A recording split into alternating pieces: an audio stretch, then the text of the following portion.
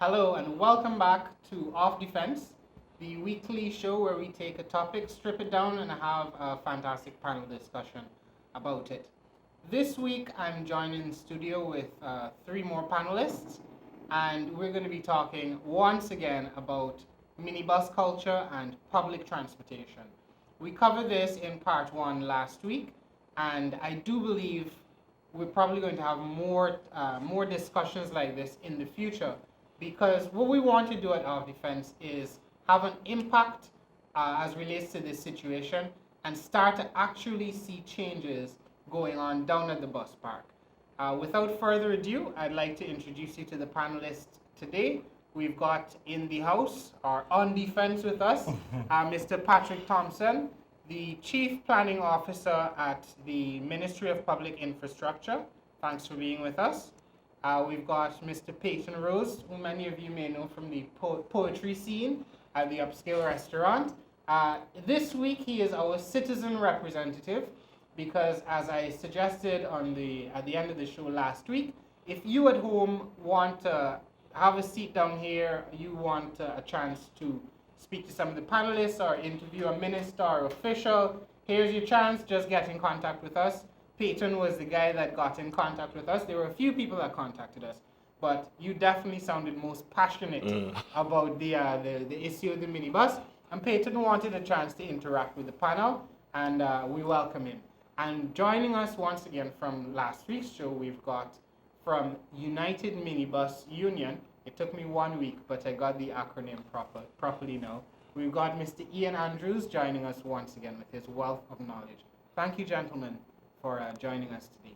Thank you for having us. Thank you, Francis, for having us. So before we get into discussions, I wanted to attack what I would call some faulty logic. I want to start this at the beginning of the show because this is based on responses like just after we finished broadcasting the show last week, someone called in on the phone. We've had emails coming in on the Off Defense Facebook page where you can hit us up with a message. And some of the faulty logic I want to address is, first of all, I was accosted by a minibus driver this week who told me, judging from the footage that I had up last week on the show, he said if I want to drink, if I want to have 2 Guinness or a Stag and a couple Guinness, and he is accustomed to drinking a Stag and some Guinness and beer while he's driving people around from A to B, providing a public service. If he is okay with that and he's been doing it for a couple years, then who am I to suggest that minibus drivers and conductors should not be drinking at the bus park? So I'm not anybody special, but here's why I think that's faulty logic. Until the day that you at home, or you the minibus driver, if you are looking at this program, until you're comfortable going to a hospital for an operation and having a surgeon, as we say in Ghana, knock a banks or knock a couple Guinness outside of the operating room, and before he comes to cut you, right, or has a shot of Hennessy or something sitting down there, if people at home are comfortable with that type of service from a doctor, then it's okay for the minibus guy. But I have a sneaky feeling nobody would be too comfortable with that. So if the same goes for the doctor, the same should go for the minibus driver. Because you know what? A doctor has one life in his hands at a time. And a minibus driver has up to 16, 15, maybe 20 if he could stuff that many people in the bus. But enough about me and my opinion about bus stuffing. Let's get into the meat of the conversation. I want to start with you, Mr. Thompson. Could you tell us a bit about what you do at the Ministry of Public Infrastructure, which was formerly Ministry of Public Works? I was so pleased to find out that there was someone with your job description and that there seems to be work taking place behind the scenes. But I'm not seeing enough of that translated into the bus park per se. So give us a general overview of the kind of stuff your department handles and what you're involved in. What kind of work are you doing for Guyana? All right, so thank you, Francis. Thank you for having me here. And I also apologize for not being able to come sooner. I had an invitation to be here last week, but circumstances I was involved in another event. I could not be here. What we do at the ministry, Francis, I am the team leader for the Central Transport Planning Unit. And in the Central Transport Planning Unit, we are all about planning infrastructure projects. We are all about, as the science of transport planning is, making people and goods move faster and more efficiently. We haven't always had the unit very active, but in the last couple of years, with staffing and with competent staffing, we've been able to do a lot of things.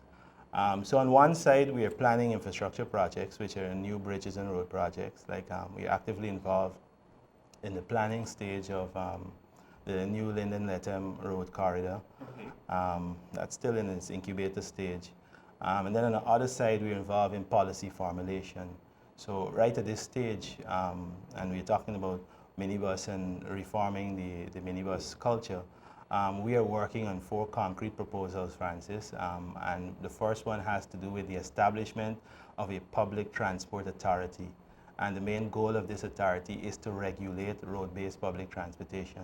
And I want to say this, Francis, because I think essentially that is part of the problem, part of the big problem, you know, with the minibus culture in Guyana. You see, if you take the air transport subsector, for example, it's heavily regulated. Even here in Guyana, we have an agency that is dedicated to regulating, whether it be international air transport or domestic air transport. Before someone could fly an aircraft, they have to undergo a series of training, and they have to meet a lot of criteria, health-wise and so on. And then we call the person a pilot. So there's a lot of respect that is given and to the individual who's responsible for transporting people by air. Let's go to sea now. In the sea subsector, we have also a similar thing. We have a regulatory agency even here in Guyana, the MARAD, the Maritime Administration, that regulates river and marine transportation. And before you can be certified to pilot a speedboat or a marine vessel, then there are a series of things. You can't just jump in a boat and say no. That won't be acceptable. That would be illegal actually. And so when we come to the road subsector now, I mean, we call the man who drives the bus a driver. So I think it starts right there, the way we even look at the profession. And then how does he become a driver? Very simple. We know here in Guyana, you're first a conductor, and after being a conductor for 1 or 2 years, you become a driver. Is this how it works? I won't get into the details, but once upon a time I used to be a conductor. I never graduated to being a driver. I decided to follow another profession. But it's that simple sometimes. And so, so there's no respect to the profession. There's no regulatory body for road-based public transportation.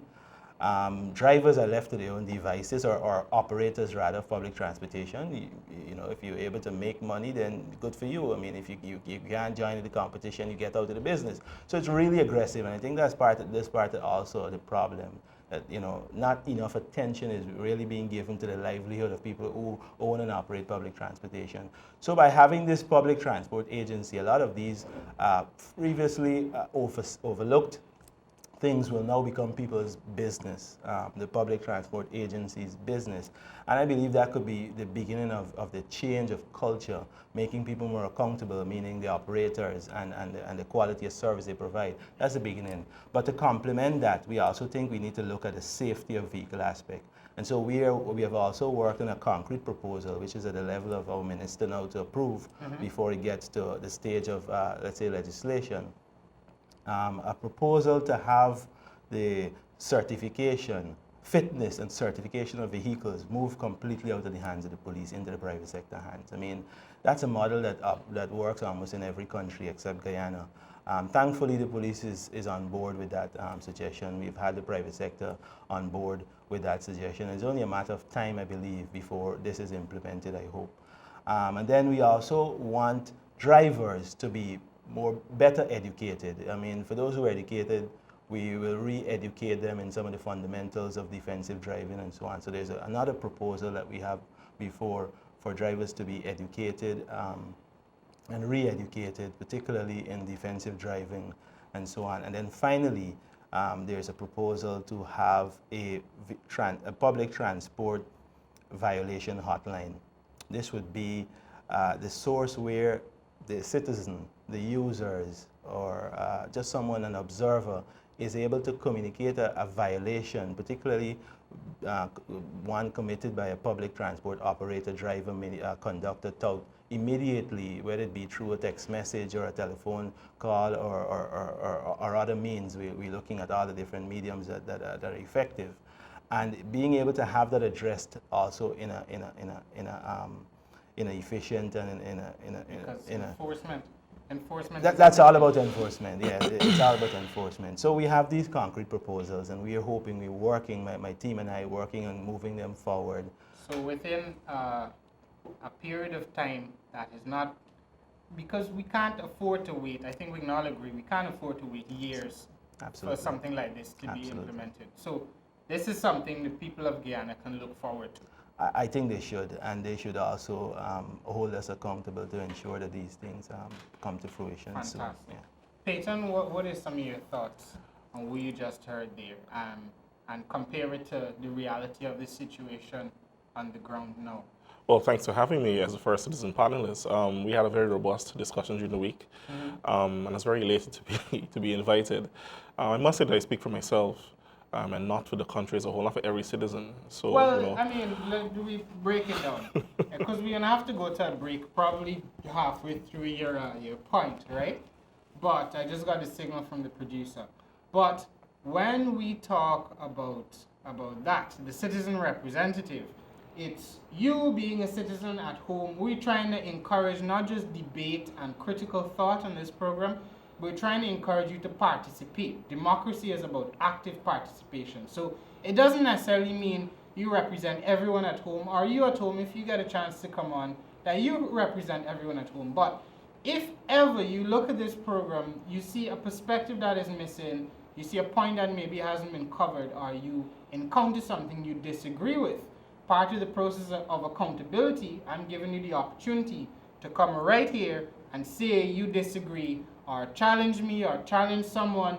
Paton and I are not going to have a fight. You could have even come here to disagree expressly with something I had said on the last program, and I would welcome you with love in arms. So this is just in case you think there's some perspective missing at home that you wish you would have seen similar to yourself. You can take Paton's seat next week when he's not in. My presence is actually the culmination of being fed up. That's one of the first decisions of my day. Great. Of 5 days a week, is having to decide who I put my life, whose hands I put my life in. I think that we need to be more stringent with how we decide who transports us to and fro with work or recreation, wherever we're going. We need to know who's handled our lives. Give me 1 second, Paton. That was so epic there, and we're getting the signal from the producer at the same time. I don't want to have to cut you halfway through it, but I think as we go to a break and we'll return in a couple minutes, that is something people can dwell on. The fact that every morning, as you said, you have a choice as to who you're going to put your lives, whose hands are you going to put your lives in. That is really deep. We'll be back in a minute after this quick message. Welcome back to Off Defense. I'm joined here by Mr. Patrick Thompson, Chief Planning Officer, the Ministry of Public Infrastructure. Paton Rose, our Honorable Citizen Rep today, and Mr. Eon Andrews of the United Minibus Union. So just before we went to the last break, Paton, you were making a point about the decision you have to make each morning as to whose hands you're going to put your life into. Could you continue? Oh yeah, it's not a three-tiered point to make. It really is very simple. Who am I going to trust to take me to work and bring me back home? And furthermore, I have children on the road. Who's going to take care of them? Who's going to be carefree and cavalier with their lives? Those are decisions that weigh very heavily on you. It takes some time to switch on after having a ride to work. You might have had a rough, bumpy one, and it really takes some time to diffuse that, right? I would like to think that persons who have the honor of providing the only service, a national service, would have been more proud to provide a decent, respectable service. We would know that if there was going to be a national service coming on stream, people would feel disgruntled. I anticipate them making large amounts of investments.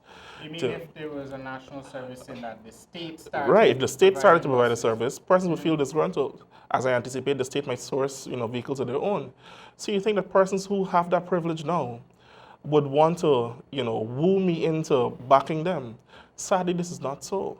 You mean if the government were to announce nationalization tomorrow, you think some people would support that on the basis of how poor the service is at the moment? Oh, absolutely. Many a times. I don't think that I'm the only person that would have torn a garment or would have been verbally accosted by a conductor for not calling my stop from the park.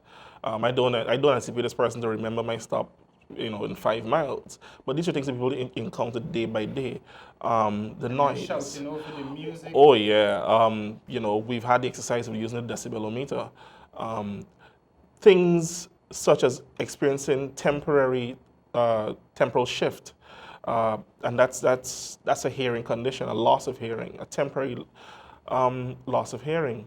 These things are all one or few in many that the consumer, encompasses day by day. These things cannot be allowed to continue.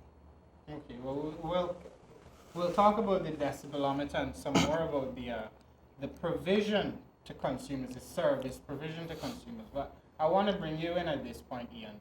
What are your thoughts on, first, what Patrick has outlined here with regard to us formulating a structure for this National Transport Authority of sorts, and the regularization of the industry, and Paton's, a combination of that and Paton's own comments on the lack of service provision. I think you were a wealth of information last week. But what are your thoughts? What are your thoughts on this? As I already know that people like the UG Bus Park have started taking steps towards. I think there's a crossroad between you where you're talking about the development of regulatory frameworks, and you have one example within your union of at least the UG Park, the only one in Guyana, that have already started work on this.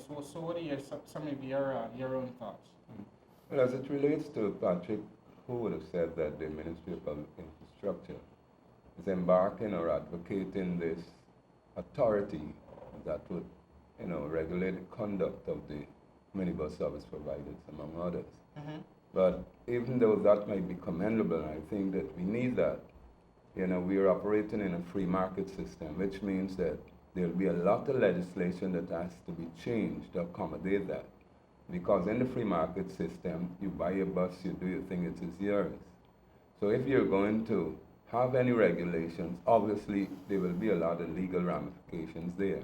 So do you mean, just so we make it clear for everyone at home, but do you mean that if I, and even if, as we were talking earlier, if I just got out of jail even, I could buy a bus, get it on the road, and start driving passengers around, and that it would be because we exist in a free market economy, a society, that I will be able to do this, and no one should necessarily be able to tell me how to regulate myself. But don't you think it's in the interest of public safety that an industry like this is regulated? Because at the park, I've heard numerous times passengers and even drivers tell me, as an excuse for the hot plating that goes on at the back, where drivers fill up against the turn system, they fill up at the back. And some drivers have told me, and passengers, that passengers have a right to go with drivers they feel safe with,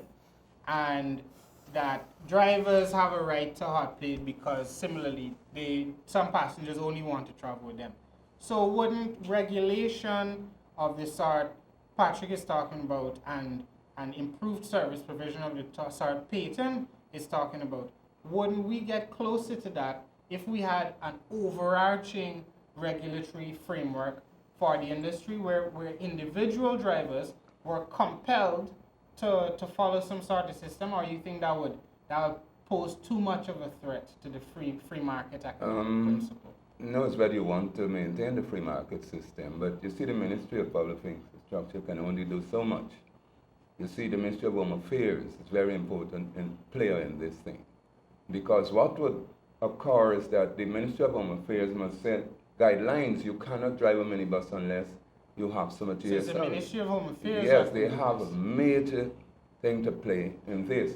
I mean, the Ministry of Public Infrastructure could well enforce their thing with the control of parks, how parks and so are managed, how many buses can go in this by measuring the space in there, so which would negate this hot plating among other things. But then again, in the free market system, you cannot tell me, that I cannot go into that park. So basically, it's about who qualifies to become a driver, who qualifies to become a conductor. Well, touting is something that should not even be mentioned. You don't even need a qualification. You don't need a bad attitude. The bad attitude. And the ability to run fast. Yes, but the touts now, each of them would have a conductor's license. Where did they get it?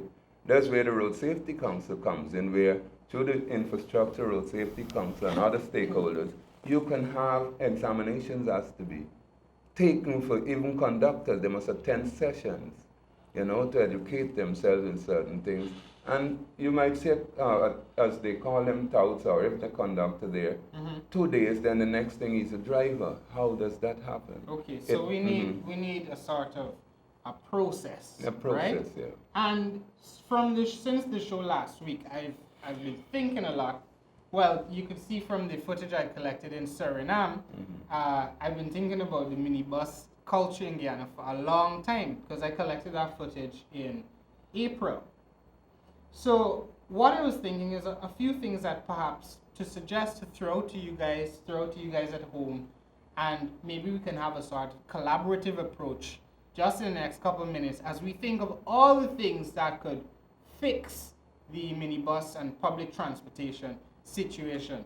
Here are 5 suggestions that I had just thinking this week, and I want to put them to you, see if you want to add anything, or just tell me that, Francis, that's ridiculous, it would never work, or it can work.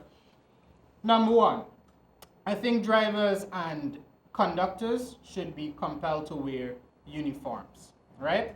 This, for me, would cut down the drinking, the smoking and weed at the bus park, because you could point a finger and say, that's a driver or a conductor doing whatever activity they're not supposed to be doing.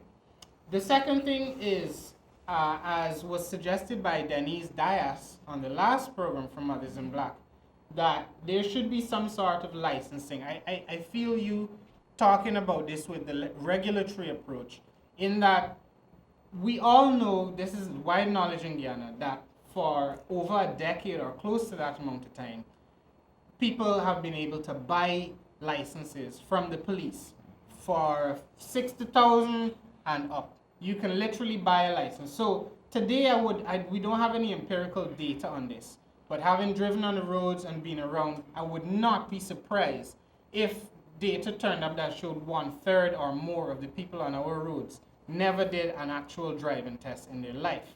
So I believe the third point is maybe we can pull in, if you want a driver's license or every year you go for renewal, so passengers can't say we want to go with the guy we feel safe with. All bus drivers should be safe.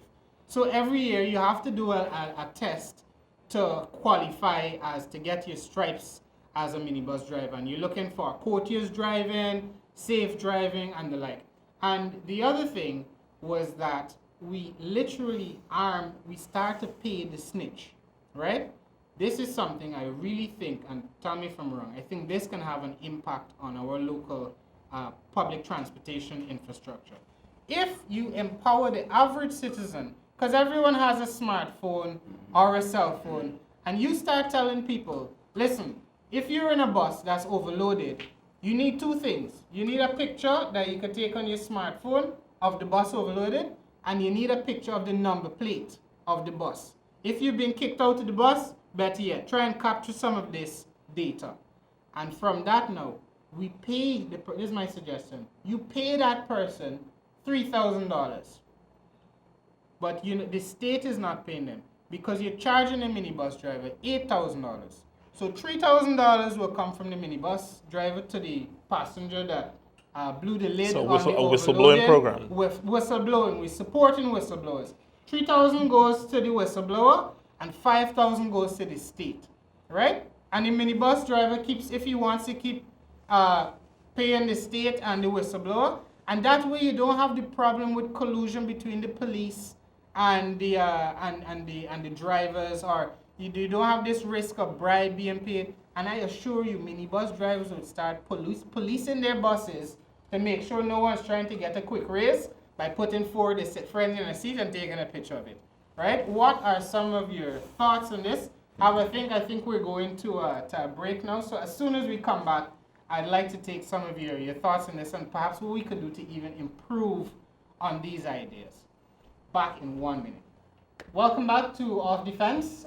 Joined in studio again by Monsieur Patrick Thompson from the Ministry of Public Infrastructure, Chief Transport Planning Officer. Paton Rose, our citizen rep, because he's come to fill in some of the blanks he saw in last week's program. Can't wait. And we've got Mr. Eon Andrews again from the United Minibus Union. So we ended the last segment with a few of my suggestions for improving things at the bus park. The last of which was that we pay people to effectively snitch on bus drivers when they're playing vulgar, offensive music or speeding and the like. And I was reminded in the break that snitches get stitches. But here's what. If we're really going to be serious about changing this society, it's not about snitching on people or fighting people down. This is a simple, clear-cut issue of public safety and you having the right to go to work in the morning, not worried out of your mind if your children are going to make it home in one piece because the drivers that they have on the roads are speeding, or if the conductor is going to be trying to chat up your girl child as she's coming home in the afternoon. If this is not something we all get, that is fine, because when change occurs, not everybody is on the side of what is most positive. But we need to change this culture of bullyism. Gentlemen, I open the floor. What are some of your thoughts on what I just threw out there, including the plan to pay the snitch rather than give them stitches? I think as citizen representative, I should probably have a first stab at this. I think what should be a criteria to getting a driver's license should be taking an epileptic test, see if you have epilepsy, a test of your hearing, test of your sight. The epilepsy thing, right? So in some countries they have to warn you when they're flashing lights. Absolutely. And flashing lights can trigger epileptic fit, in case you guys at home don't know.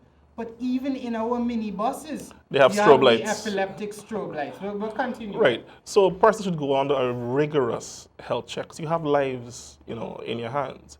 So we should make sure that this person is sound, is of sound health. And mind. Right, and of mind. Right. That they can, take control of this of this vehicle.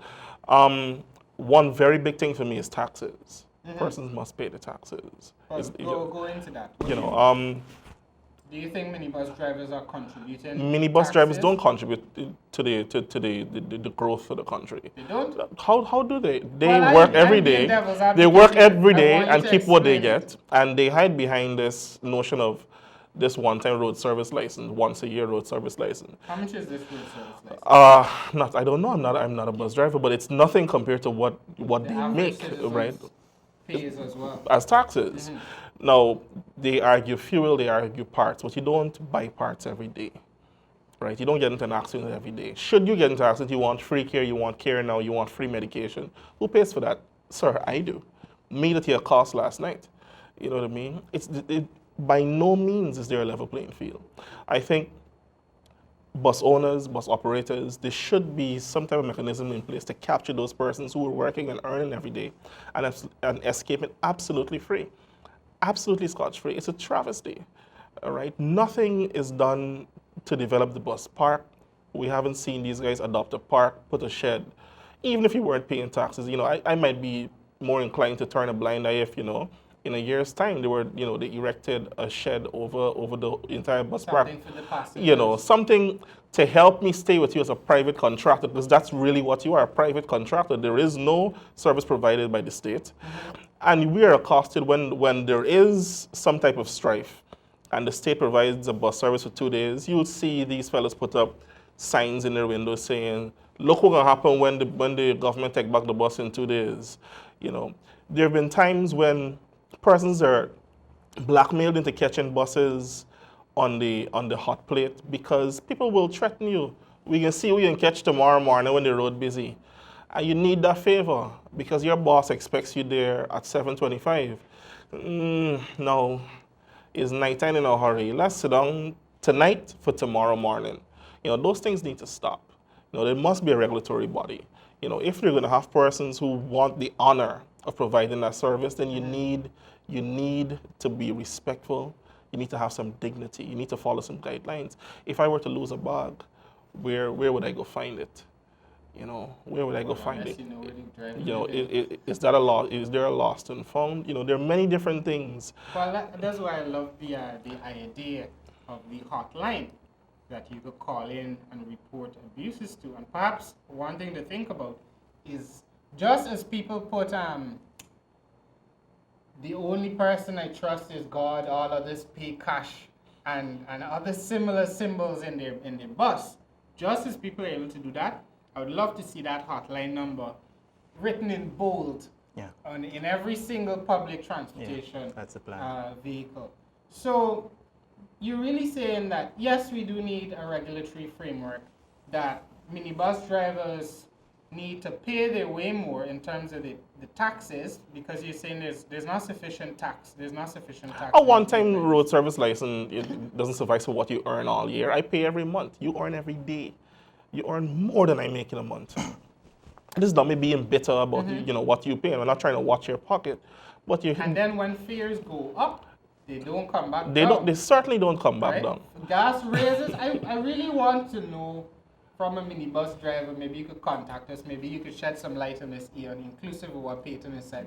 How is it that when gas goes up a little bit, all minibus drivers say, listen, we need to raise the fare by $100 or whatever. And then when the gas comes back down, the fares don't come back down. And in addition, since the last show, I've had a few emails from people asking me to highlight a couple issues that folks are facing. Some people, especially on the West Coast West Bank route, have been complaining about drivers that double up, the charge up to double in the evenings. There's some people that don't pick up school children. I had a blind man that I interviewed that said he has to stand on the road and hide his cane. He has to hide his cane so he can get a minibus. And I told this story to a bus conductor, and he told me, he said, old people and blind people, disabled people, he said, they need to get their own bus, right? Because it's a hassle for the bus drivers. So we're a long way away from what you said, as people starting to see it as an honor and a privilege to serve the public. What we have right now is, I call it cattle rules. We've been treated like cows. I want to give Eon an opportunity to comment. If I may add, before, who knows how, and it's interesting to hear how they come up with the fare structure and the rise in the fare. I paid $120 to get to BV, and I pay $100 to get to South. I pay $100 for years to go to Muck Arcadia, $100 to go to Guyok. To me, there's a disparity in distance towards cost. So if Tugville, Meadowbrook, Mucker can stick at $100, why do these people ask for increases $20, $40, $60? Those guys have proven that they can, even with the rise in gas, they can stick to a fare, right, and be there for 8 years, right? My thoughts.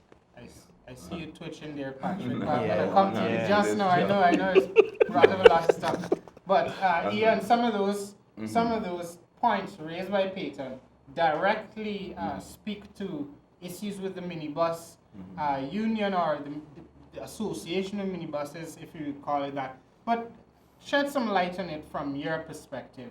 Is there truth to what he's saying, especially with regard to the situation of the taxes, and what's your take on this issue we have with fares and this arbitrary price rising and that goes on? I wouldn't even say price lowering because nobody does that.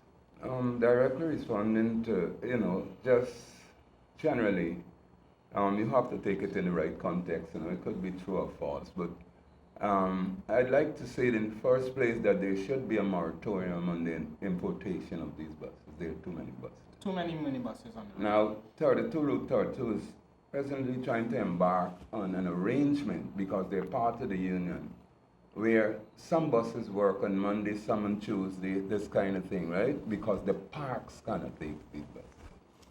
As it relates to the making money and not paying taxes, one has to remember that the minibus industry has taken on a responsibility that the former administration was not prepared to take on. Many of those persons, people, it's a fallacy that minibuses make a lot of money.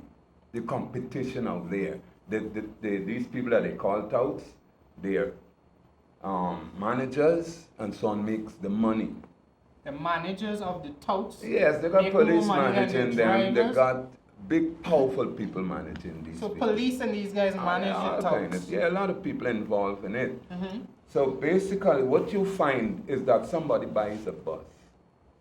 He has to find so much money per day to pay Akbar. Akbar has his goons just waiting for you to, miss out on a payment. So they can collect the bus. Right, so it's a frenzy out there. And because nobody controls it, people can do what they like. As it is, I know that the Ministry of Public Infrastructure would have their job cut out to get this thing in line. It is not going to be easy, right? As regards to the fares, now, buses do not run on gas alone. There are operational costs. And in many instances, even if gas goes down, these people that has to get their money does not decrease what should come. You still got to pay them. You understand? But go on. Right? Then again, as regards to regulate, like I said, it's a free market system. If I have a bus and I say we're going to lodge that you normally pay $60 or $80, and I say I have my thing written up in my bus that you have to pay me $500 a seat. You don't have to travel with me at all. But as long as you come into my bus, you have to pay me that. You understand the thing? I understand that, and I understand the principles of free market economics.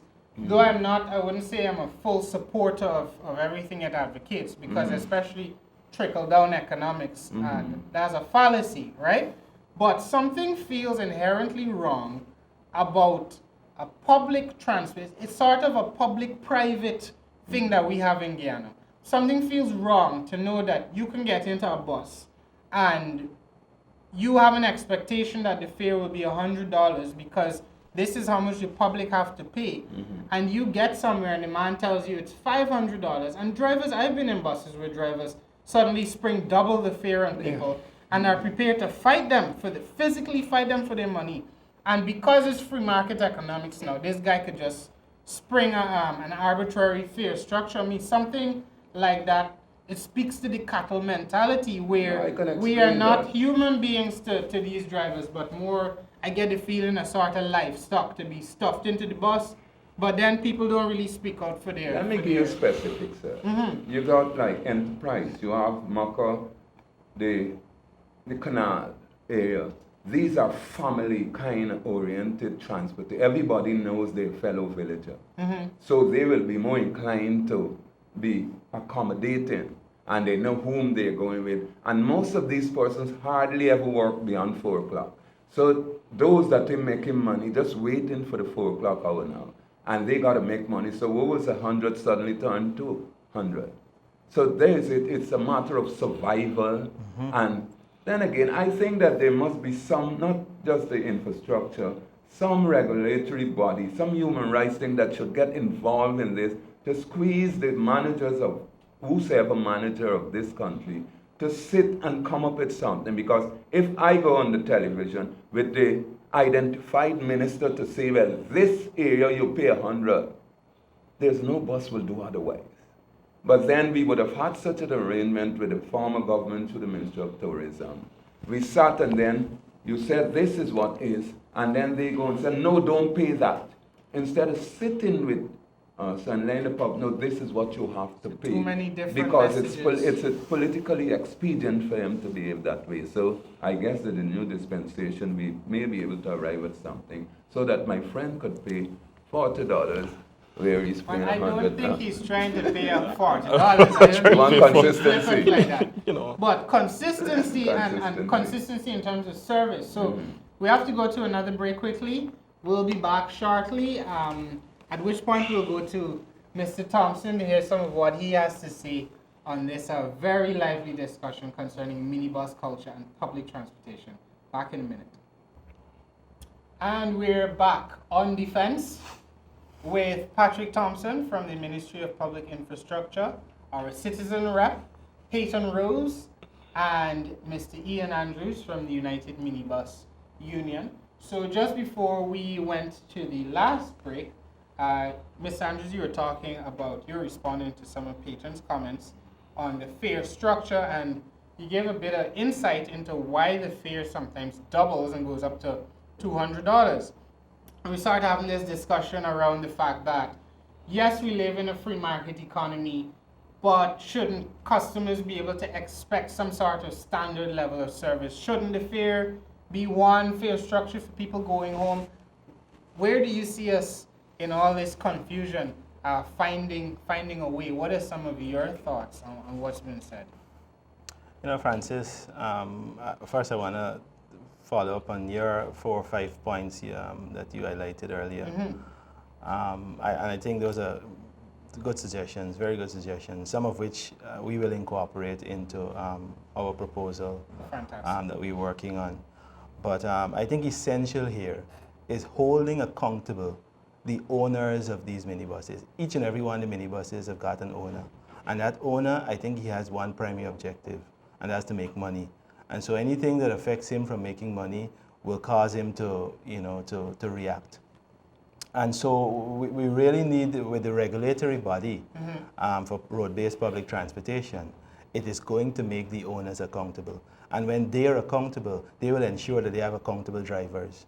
They will ensure that they have accountable conductors. And so it will move down the line. As Andrew pointed out, Mr. Andrews pointed out, it's not going to be easy. And we're prepared for the ride, whatever it takes.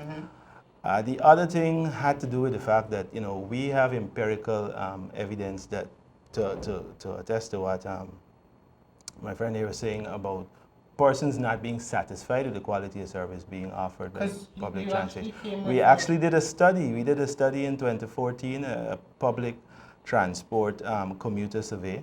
And guys, this is not any normal study. This study was it's quite it's a substantial study.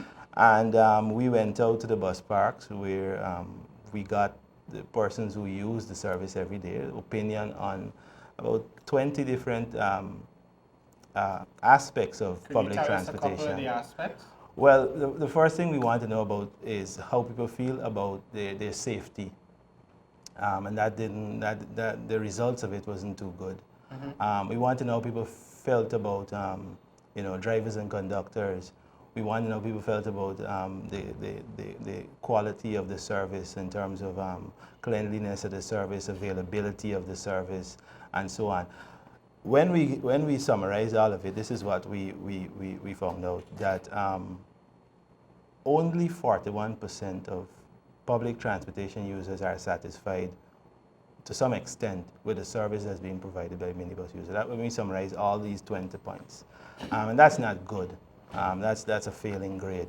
So definitely. So there's definitely room there, and that is what has motivated us over the last 2 years to want to do something to change that. People are not happy with the service. If we switch for a moment to river-based transportation, like the speedboat transportation, I've been on the speedboat yesterday, I've been there several times before, it's just completely different. When you move from Vredenhoek to Stabroek, Stelling, and then you move to minibus, it's almost like if you just move from heaven to hell, or from a first world country to a third world country. It's just completely different. You go into a speedboat. Yes, the facility there is not all of that. That needs to be fixed. But once you get into the boat, I mean, you get the respect of the captain.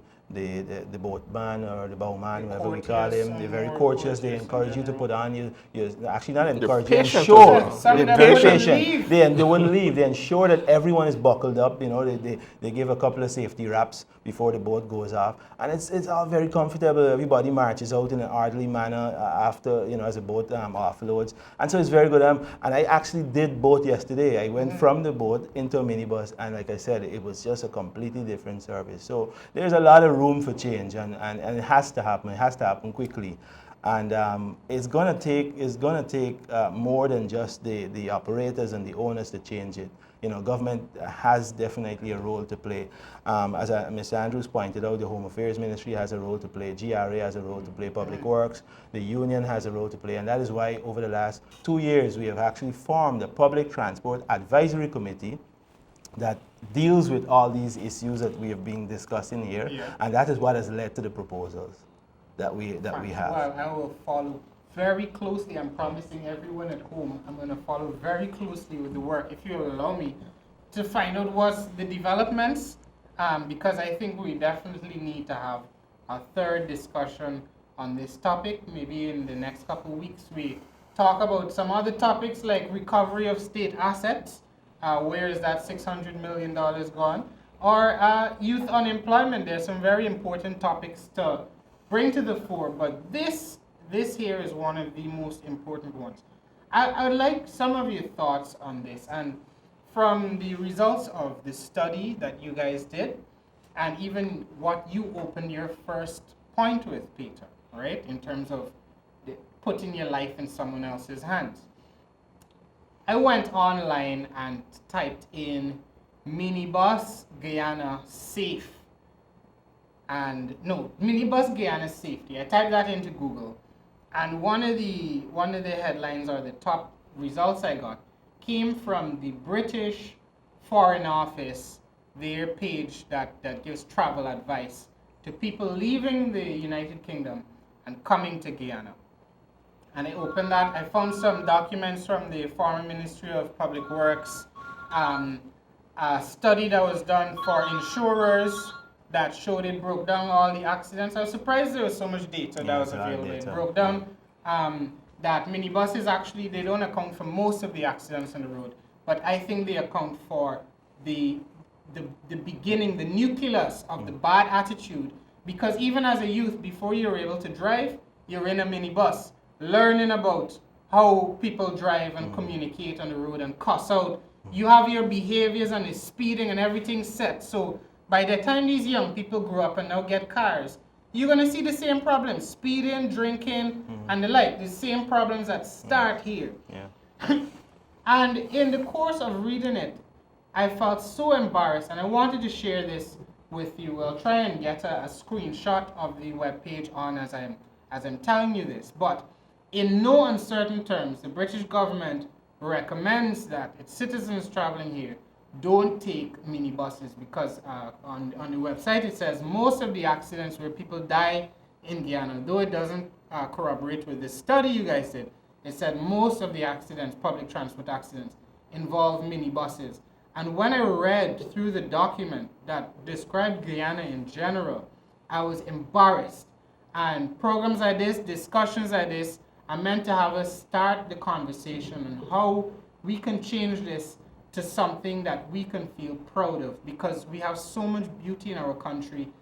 There's so much here to celebrate without us having to read that we have a lawless culture on the roads, and there's certainly a lot of places that are not safe in the country.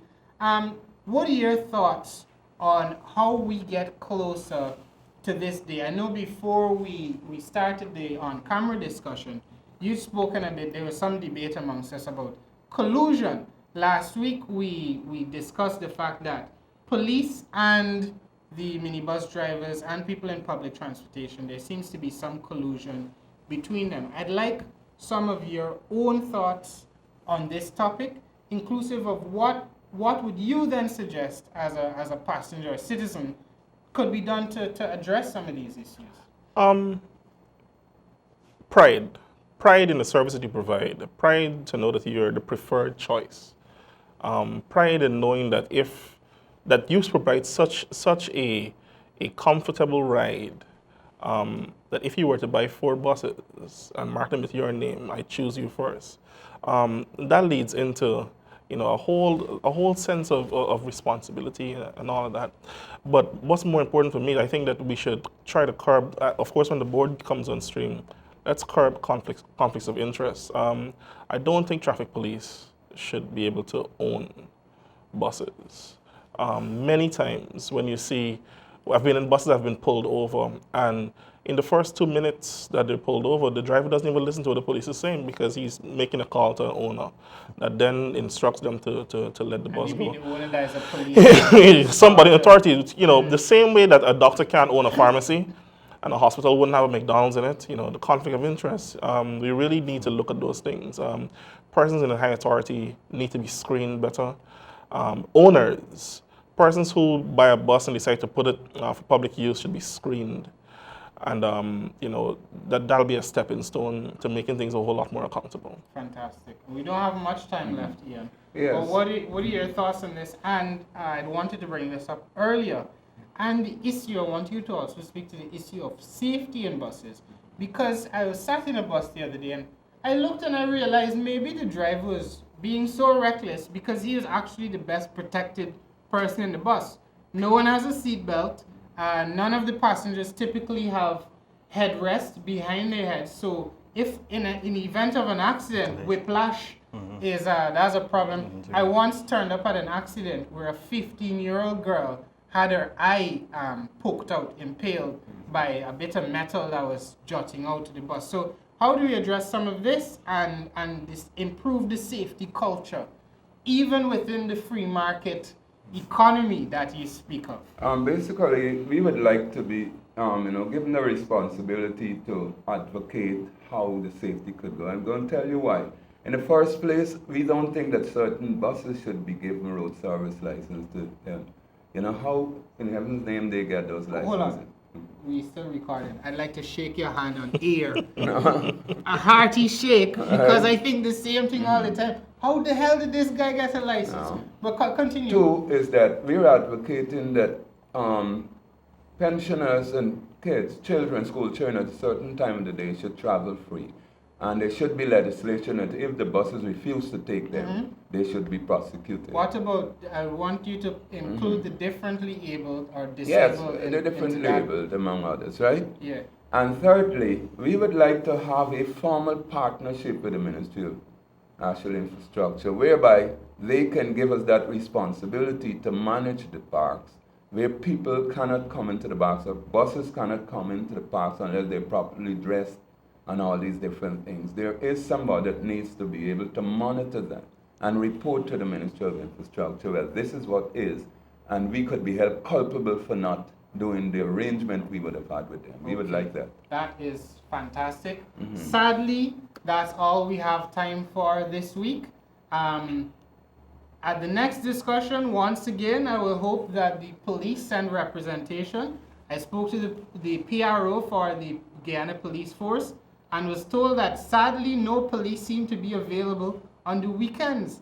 That's when they do their shopping and hang with their families apparently. So I think any time I've ever seen the police collecting a raise on a Saturday or Sunday, my eyes must have been fooling me. However, next week, the police are again invited on the show for any discussions, and maybe it's all the collusion we're talking about between the police and the drivers, and they might be scared to come on the show. I would hope not. But check us out on Facebook. Send us your questions, your comments. Keep the debate going. And if you would like to be in Paton's seat, because you might take it again next week, right? If you'd like to be a participant on a panel, you'd like to suggest something for discussion, join us on Defense. Just drop us a message. Once again, I'd like to thank you guys from the bottom of my heart. Patrick Thompson from the Ministry of Public Infrastructure, Chief Transport Planning Officer, I got it right. Paton Rose, the poet within, and the citizen that, did you ever use that decibelmeter to check the noise levels? I did. And what did you find? Fair to moderate for some East Coast buses. The jury's still out in the Central Georgia. On the third panel, tune back in to hear his results. And Eon Andrews, thank you again. You've been a wealth of information, and your frankness and your honesty has been much appreciated. Thank you, gentlemen, for joining us on Defense. And for you at home, safe trip, and please keep the fire behind this one so that collectively we can advocate to get the change that the average citizen deserves. The average Guyanese citizen deserves to be safe.